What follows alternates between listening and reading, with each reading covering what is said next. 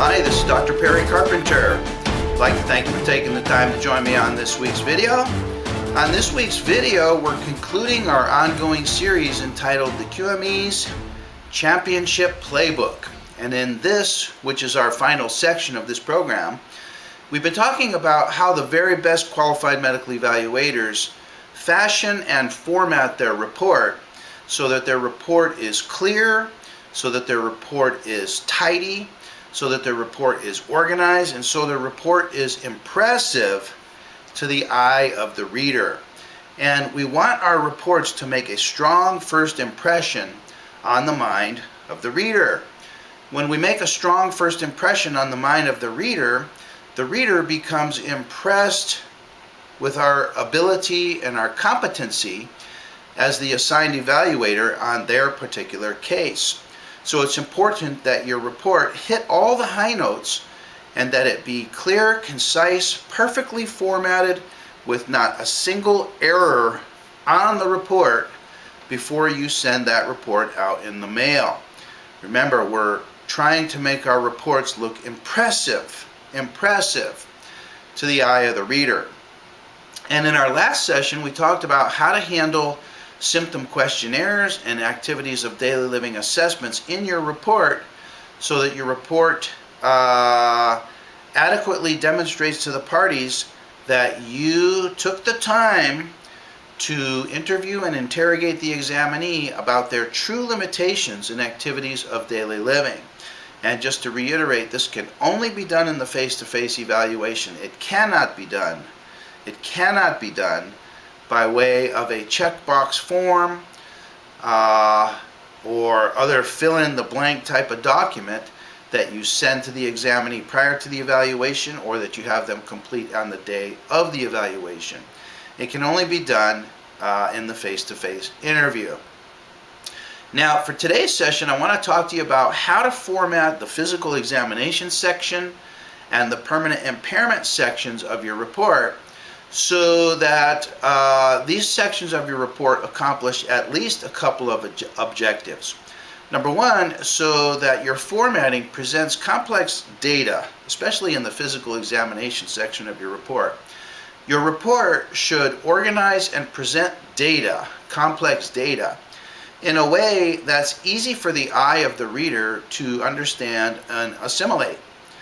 And so that's our first objective, especially in the physical examination section, but also in the permanent impairment section, is to be able to present data, large quantities of complex data, in a way that's clear, organized, and easy on the eye of the reader, and so that your data stands out on the page and is separate and distinct from all the other less important data on the page. So that's our first objective. And then our second objective is to present the physical examination and permanent impairment sections of our report in a way that exactly complies and comports with the way data and permanent impairments, let me rephrase, with the way physical examination data and permanent impairments are described in the AMA guides. And in today's discussion, we'll use the lower extremity examination from Chapter 17 as our example to demonstrate these principles. So the first thing I want to say about the physical examination, let me just get a couple of materials organized here.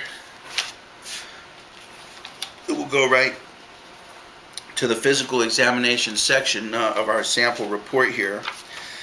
And we're going to continue with the same format in today's video that we established in our previous videos, and that is I'm going to be showing you examples of principles that we're talking about here by showing you how that principle appears on the written page so that you can get an idea as to how this information appears to the eye of your reader, the reader of your report. So I'll be holding the report out in front of the camera to you, not so much so that you can read exactly the word for word ideas that we're talking about, but more so that you can see how the ideas and principles that we'll be discussing lay out on the page visually, okay, so that you can see how it's organized and how it appears on the page to the eye of the reader of your report.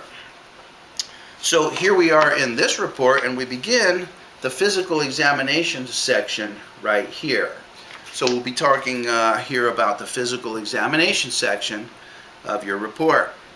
Now, with regards to the physical examination that you perform in the qualified medical evaluation, it's important to remember that the physical examination procedures that you use in the permanent impairment evaluation are much different than the physical examination procedures that you would use in your clinical practice. And I've talked about this at great length in other recordings. So let me just reiterate this principle. The principle is that the physical examination procedures that you do in your qualified medical evaluation practice are much different than the physical examination procedures that you would use in your clinical practice. And many doctors do not understand the subtle nuance of the differences between the two. Now, in your clinical practice, what is the purpose of doing a physical exam? In your clinical practice, in your treating practice? Well, in your treating practice, the purpose of doing physical examination procedures is to determine a diagnosis, okay? And once we've established the diagnosis then drives the treatment protocol. So in our treating clinical practice, before we can render treatment, it's important that we know what's the diagnosis, because it's the diagnosis that then guides us into the selection of treatment procedures and protocols that are appropriate for our patient. Now, in the qualified medical evaluation, we don't have patients. These people that we see are not our patients. These people are what we refer to as examinees. And we're not determining treatment practices, treatment protocols, and treatment procedures for our examinees. They're already receiving their treatment procedures from other providers. In our qualified medical evaluation practice, the purpose of the physical examination that we do is not to determine the diagnosis. By now, the diagnosis has long been established by other providers. So, what then is the purpose of the physical examination that we do in our permanent impairment evaluations? Let me just ask you. Let's think about this for a minute. What is the purpose of the physical examination procedures in our QME practice?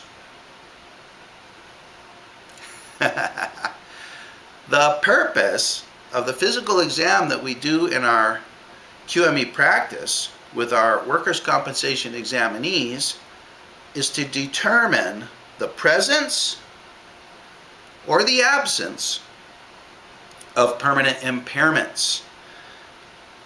Let me repeat that. The purpose of the physical examination procedures that we do in our QME practice is to determine the presence or the absence, meaning are they there or are they not there, of permanent impairments. Is to determine if our examinee has permanent impairments or if they do not have permanent impairments. So the principle of our physical exam in our QME practice, and this is a principle, is to know the impairments and to examine for them. Is to know the impairments and to examine for them. Now let me just give you an example of this. With regards to the spine, imagine you have an examinee coming into your clinical practice for a spine-related issue. And this applies to practitioners of almost all types, except for perhaps psychologists, because practitioners of all types see spine injury cases at one point or another. So we'll just use the spine as an example. So when a patient comes into your clinical practice with a problem related to their spine, let's say it's related to their lower spine, their lumbar spine, they're coming to you with lower back pain. You would go through some physical examination procedures to determine the diagnosis. So what are some of the diagnoses that we commonly see in our lower back pain patients. What are some of those diagnoses? Well, some lower back cases present to us as a result of a lumbar sprain strain injury. Some patients present to us with a diagnosis of a lumbar facet syndrome. Some patients present to us with a diagnosis of a sacroiliac sprain injury. Okay? What are some other diagnoses of the lumbar spine?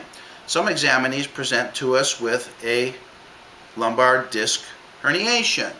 Some examinees present to us with a lumbar spine nerve root irritation.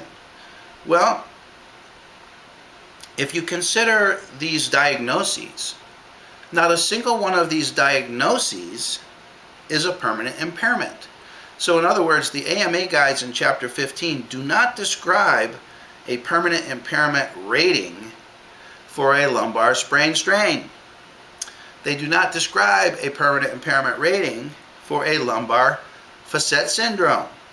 They do not describe a permanent impairment rating for a lumbar disc bulge. So while in our clinical practice we would perform physical examination procedures to determine if the diagnosis is a facet syndrome versus a lumbar sprain strain, in our permanent impairment evaluations that we do in workers' compensation, those same physical examination procedures have no value. They have no value because there's no permanent impairment rating associated with a facet syndrome. So why in the world would you do physical examination maneuvers for facet syndrome in your permanent impairment evaluation? You wouldn't, because facet syndrome, lumbar spine facet syndrome, is not a permanent impairment. Okay? The principle is to know the impairments and examine for them. And we're going to illustrate this principle in more detail with regards to the lower extremity. Okay? So with the lower extremity, let's just talk about the lower extremity. With the lower extremity, imagine that you have an examinee coming to you for an evaluation of some lower extremity condition. Your job is to assess whether or not the examinee has a permanent impairment associated with that lower extremity condition. So if the principle is to know the impairments and examine for them, how are you going to format and fashion your physical exam? And how are you going to format and fashion your reporting of your physical examination findings? Well, in Chapter 17, the AMA guides give us great guidance as to what the impairments of the lower extremity are. And we're going to fashion our physical examination procedure exactly according to the AMA guides to determine the presence or the absence of the impairments that are described in Chapter 17. So on page 525 of Chapter 17, the AMA guides tell us in Table 17.1, which is right here, they tell us that there's three classifications of impairments of lower extremity conditions. There are anatomic impairments, there are functional impairments, and there are diagnosis-based impairments. Now, in the classification of anatomic impairments, there's several types of impairments depending upon where in the lower extremity the injury is. There's several types of impairments that qualify as anatomic impairments. One of them is a limb length discrepancy. Okay? So limb length discrepancy is one of the impairments, it's one of the anatomic impairments of the lower extremity. Do you think your physical examination procedures in a lower extremity case should include an assessment of limb length discrepancy? It should. It should. And this is different from your clinical practice. You might not need a limb length discrepancy assessment in your clinical practice in order to determine a diagnosis or in order to determine what is the treatment procedure required for your particular patient. But in the permanent impairment evaluation, the AMA guides tell us that if the examinee has had a lower extremity injury and they're left with a limb length discrepancy as a result of that injury, that discrepancy in limb length qualifies for impairment. So your physical examination procedures must include procedures to assess whether the examinee has or whether they do not have a limb length discrepancy. It's quite interesting, this subtle nuance between the physical exam in our clinical practice and the physical exam in our permanent impairment evaluation.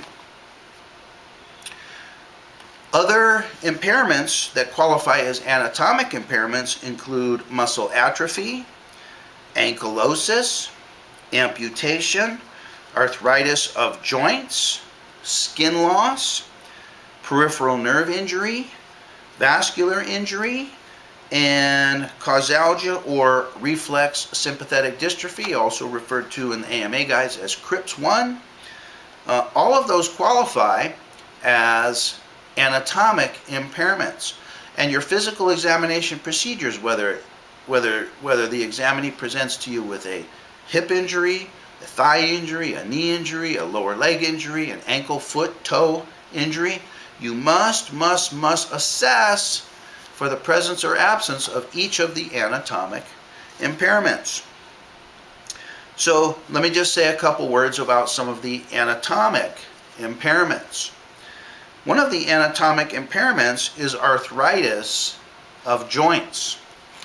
Now, arthritis of joints is described in section 17.2H. And in section 17.2H, the AMA guides tell us the procedures that are involved in the assessment of impairment due to arthritis of joints. And specifically, this assessment requires X-ray studies to measure the cartilage intervals of the associated joints. So let me ask you, if you have an examinee presenting to you with a lower extremity injury involving the hip, are X-rays required for your evaluation? Are they required? If you have an examinee presenting to you in the permanent impairment evaluation with a knee injury, are knee X-rays required for your evaluation? If you have an examinee presenting to you with an ankle injury, with a foot injury, with a heel injury, with a toe injury, are X-rays required for your evaluation? And the answer is yes, yes, yes, and yes. X-rays are required in your evaluation because your evaluation requires you to assess for the presence or the absence of the impairments. In this case, we're assessing for the presence or absence of arthritis of joints as a result of the industrial injury. So X-rays are required. Now, many doctors don't understand this, and they fail to order the necessary diagnostic studies because they don't understand the principle of the physical exam. Let me repeat, the principle is to know the impairments, to know all of the anatomic impairments, to know all of the functional impairments, to know all of the diagnosis-based impairments, and assess your examinee for the presence of each of these impairments or the absence of those impairments. So X-rays are required in every single lower extremity case. So you must order the necessary diagnostic studies. Okay, the next category of impairments of the lower extremity are the functional impairments, and these include abnormal motion or loss of range of motion, includes gait derangement, includes loss of muscle strength. So these are three functional impairments, loss of range of motion, gait derangement, and muscle strength. So let me ask you, with your lower extremity cases, is an analysis of gait required? And let me even back up a little bit. Let me ask you this. In your clinical practice, when you go to meet with a new patient, and you meet the new patient in the examination room, and they tell you about a lower extremity injury, condition, pain, symptom, whatever, how often does your physical examination involve an assessment of the gait? Okay? Probably never. Probably never. At the most, it might involve your observation of them walking back to the examination room, or your observation of them using perhaps an assistive device. But in our clinical practices, we never take the examinee outside and ask them to walk up and back so that we can assess their gait. But in the permanent impairment evaluation, it's required. Why is it required? It's required because in the permanent impairment evaluation, our obligation is to assess for the presence or the absence of the permanent impairments. And we know that when a person has a lower extremity injury, sometimes that lower extremity injury can leave them with some sort of a derangement of their gait. So we must take each and every lower extremity case outside of the examination office and do a thorough and adequate gait assessment. It's required, okay?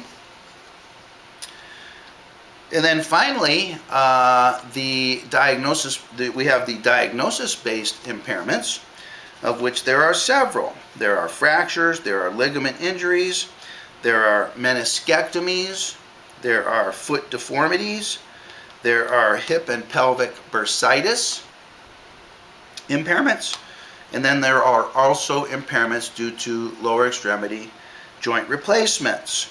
So, with regards to ligament injuries, is it required that we assess the ligamentous integrity of each and every joint of the lower extremity in our cases that involve examinees with lower extremity injuries?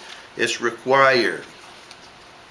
Is it required that we assess for the presence or absence of bursitis in our examinees with lower extremity injuries? It's required.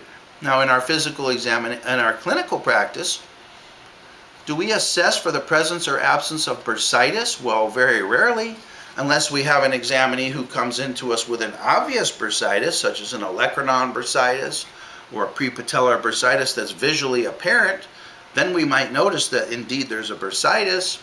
But in our permanent impairment evaluations with our workers' compensation examinees, it's required that we assess all of the bursal structures in the pelvis and in the hip area. It's required. So it's important that you become familiar with all of the bursal structures and bursal groups in and around the hip and pelvis. And it's required that you palpate each of those and that you assess for those. Because the principle in our permanent impairment evaluation is to know the impairments and examine specifically for them. So when it comes to your physical examination template and the physical examination section of your report, it's important that you have a section of your exam for each one of these assessments. There's an assessment for limb length discrepancy in your report. There's an assessment for muscle atrophy in your report. There's an assessment for ankylosis in your report. Every one of these impairments, and there are 18 of them in all, you must assess, and you must have a section in your report for reporting your data as to the presence or the absence of those as impairments. Okay? So to repeat, the principle is know the impairments and examine for them. And don't examine for anything that's not an impairment. Okay? So a lumbar sprain strain is not an impairment. A lumbar facet syndrome is not an impairment. We don't do examinations to determine diagnoses. We do examinations to determine impairments. Okay? Now, when it comes time to present your information and your data in the physical examination section of your report, you want to present your data in such a way that it's organized and it's clear to the eye of the reader. You want to do this in both the physical examination section and the permanent impairment section of your reports. And we'll talk about both of those. With regards to the physical examination section, one of the best ways to organize large volumes of data to make it clear and easily assimilated to the eye of the reader is to use tables. So, for example, in this report, presenting range of motion findings is very neatly and nicely done by use of a table. And here's a table you can see that lists range of motion findings. In this case, this is the range of motion of the cervical spine. And I just want you to notice how that sticks out and is separated to the eye of the reader. The eye of the reader can very quickly go through and across this table and take in the data and arrive at the necessary conclusion themselves. Okay? So there's an example of a use of a table for range of motion testing. Here's an example of a use of a table for reporting your findings on muscle strength testing.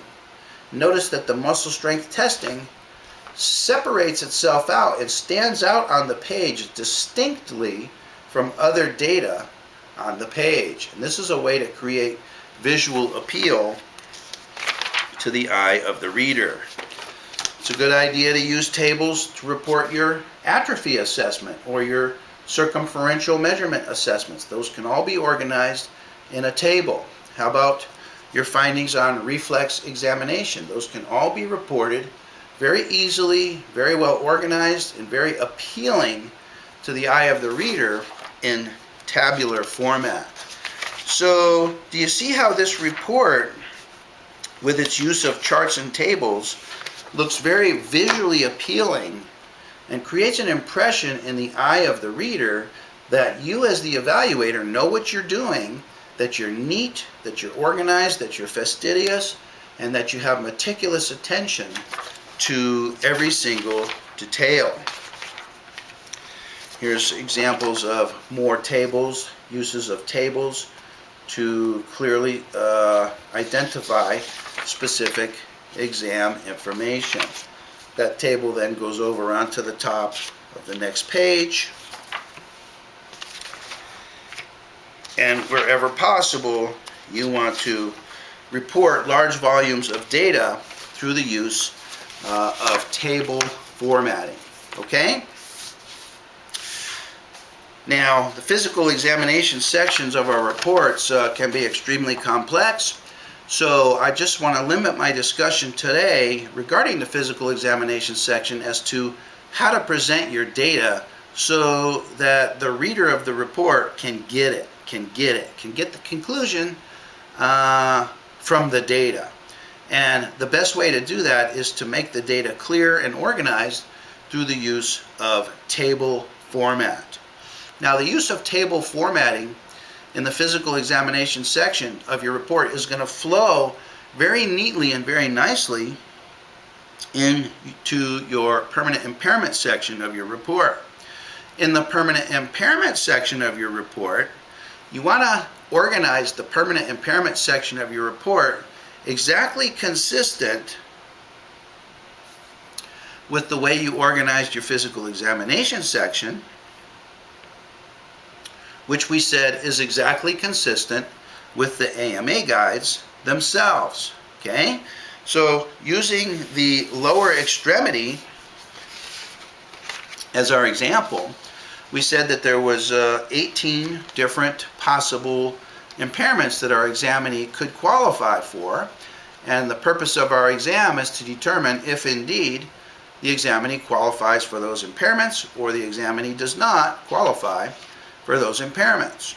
So in the permanent impairment section of our report, under the topic heading of permanent impairment, we go into our lower extremity discussion, and here we organize our discussion of the permanent impairments in table format. So we start out our section here at the top of the page. This is in the permanent impairment section of your report, and it says here in this top sentence, and this is a sentence that you might want to duplicate exactly. It says, according to the AMA guides, lower extremity impairments are based upon, and then all of the lower extremity impairments are listed here in this table. There are the anatomic impairments at the top, the functional impairments in the middle, and the diagnosis-based impairments at the bottom. So here, through the use of tabular format, you can communicate to the reader of your report which of the permanent impairments the examinee qualifies for and which of the permanent impairments the examinee does not qualify for. So, in the table,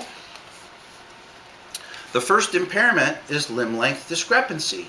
And in the table, there's a space next to limb length discrepancy for you to advise the reader whether the examinee qualifies for that impairment or whether they do not qualify for the impairment. So, for example, in this case, you might simply write in this blank space next to limb length discrepancy. You might simply write in there, does not apply to Mr. Smith. If Mr. Smith does not have a limb length discrepancy, you would simply fill in the table by saying, does not apply to Mr. Smith. Okay? Now, what about arthritis of joints? Let's go down to arthritis of joints, which is the fourth impairment in the table here. Let's say that you took the necessary diagnostic studies and you found that Mr. Jones indeed had some loss of cartilage interval and he qualifies for permanent impairment. In this section of your table, next to arthritis of joints, you would fill in the impairments that Mr. Jones qualifies for. So it might go something like this. Applies to Mr. Jones as follows, new line, number 1. Mr. Jones has 2 millimeters of cartilage interval at the left medial knee joint, period. According to table such and such, this qualifies for 2% lower extremity impairment, period. New line, number 2. Mr. Jones has 1 millimeter cartilage interval of the left lateral knee joint, period. According to table such and such, this qualifies for 1% lower extremity impairment. New line, numero 3. Total impairment due to loss of cartilage interval and arthritis of joints of the left knee is 2% plus 1% equals 3% lower extremity impairment due to arthritis of joints. And that would all go in the blank space next to the impairment of arthritis of joints here.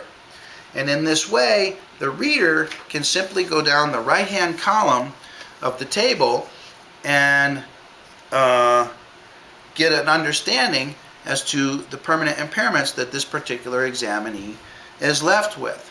And you would continue your reporting using this table format all the way down in order to demonstrate to the reader of the report that you considered every single possible impairment as those are described in Chapter 17 in relation to this particular examinee.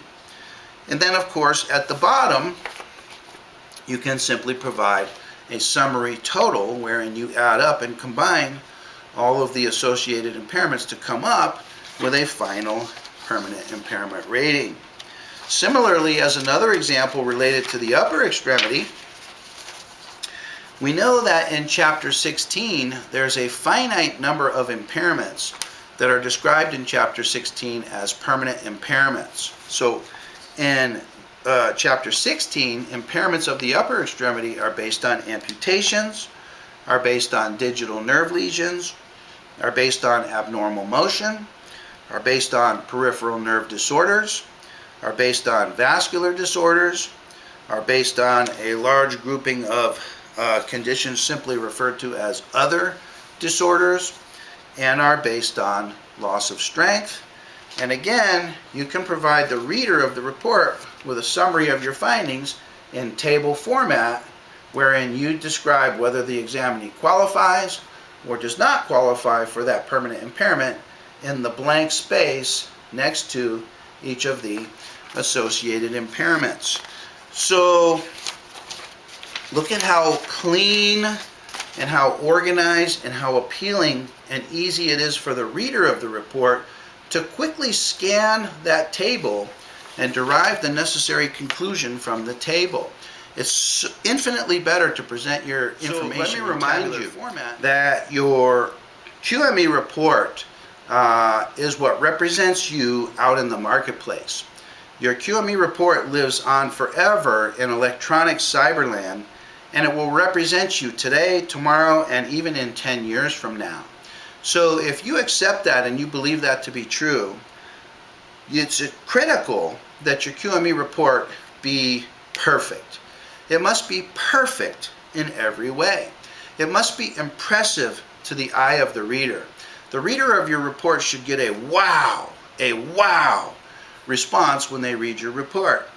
The reader of your report must be impressed with your report, because when they're impressed with your report, subconsciously they become impressed with you as the evaluator.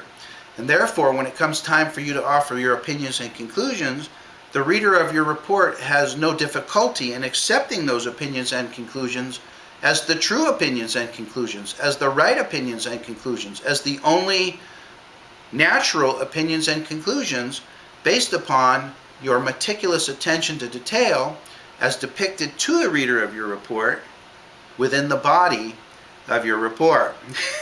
I know I said a lot there.